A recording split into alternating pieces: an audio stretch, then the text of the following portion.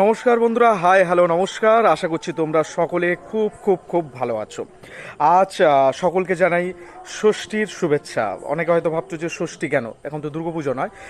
ঠিক ধরেছো, দুর্গাপুজো নয়, কিন্তু এখন হচ্ছে বাসন্তী পুজো।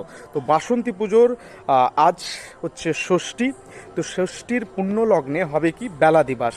তো বেলা দিবস যাওয়ার আগেই আমাদের এই মন্দিরের যে মাতৃমন্দির রয়েছে তার আবরণ উন্মোচন অনুষ্ঠান তো হবেই, তার সাথে ছোট্ট একটা উদ্বোধনী অনুষ্ঠানও কিন্তু হলো। তো এই উদ্বোধনী অনুষ্ঠানে মোটামুটি এখানকার যে জনপ্রিয় বিধায়ক ছিলেন অখিলগিরি মহাশয়, আমাদের এখানে পঞ্চায়েতের প্রধান থেকে শুরু করে এলাকার মোটামুটি বিশিষ্ট জনেরা, জ্ঞানীগুণী যাদেরকে নিয়ে যাদের উপস্থিতিতে আজকের অনুষ্ঠানটি সম্পন্ন হলো, সেই ছোট্ট ছোট্ট ক্লিপ আমি তো তোমাদেরকে অবশ্যই দেখাবো। তাছাড়া বেলা দিবসের ভিডিও আমি তোমাদেরকে দেখানোর চেষ্টা করব। আর হ্যাঁ, অবশ্যই যদি ভিডিওটা ভালো লেগে থাকে অবশ্যই কিন্তু লাইক শেয়ার কমেন্ট করতে কিন্তু ভুলবে না। চলো ষষ্ঠীতে কি কি হচ্ছে তোমাদেরকে ঘুরে ঘুরে দেখাই। মায়ের ভক্তি করে মাকে আমি ডাকতে পারি, তার জন্য মন্দিরে আসার দরকার নেই। কিন্তু মন্দিরে কেন আসতে হয়? আমি মাকে সার্বিকভাবে সমস্ত মানুষ এক জায়গায় মিলিত হয়ে মাকে মনোযোগ সহকারে আমি সেই মা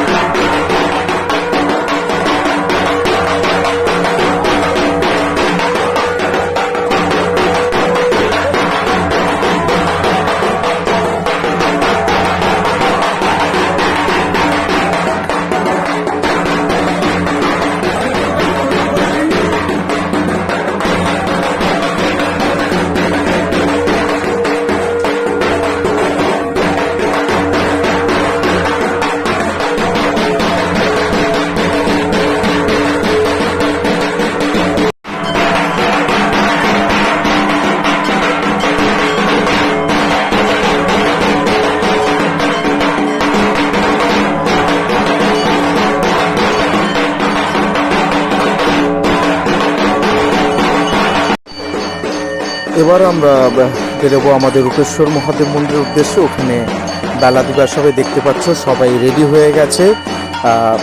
এবার আমরা রূপেশ্বর মন্দিরের দিকে এগোবো আস্তে আস্তে করে।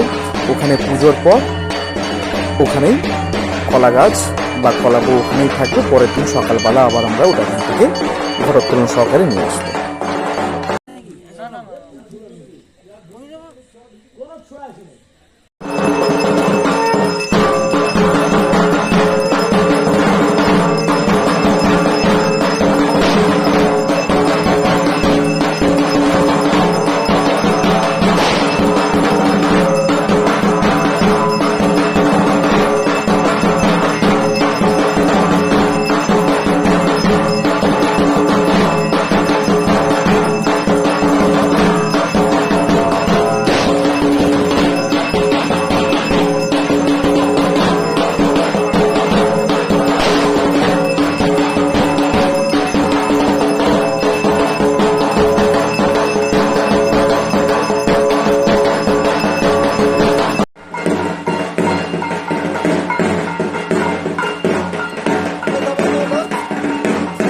অনেকটাই হয়তো তোমাদেরকে পরিষ্কারভাবে দেখাতে পাচ্ছি না, যেহেতু আলোর এখানে অভাব রয়েছে।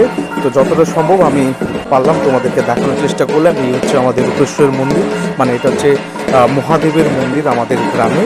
তো আপাতত এখানেই থাকবে। পরের দিন সকালবেলা সপ্তমীর সকালে আমরা এখান থেকে ঘটোত্তোলন যখন করবো তখন ঘটের সাথে সাথে আমরা নিয়ে যাব। আপাতত এই হচ্ছে আজকের ষষ্ঠীর বেলা দিবস ভিডিও। অবশ্যই তোমাদের যদি ভালো লেগে থাকে অবশ্যই লাইক শেয়ার কমেন্ট করতে ভুলবে না। আর পরবর্তী আপডেটের জন্য কিন্তু একদম চ্যানেল কিন্তু সাবস্ক্রাইব বা আমাকে ফলো করে রাখতে হবে।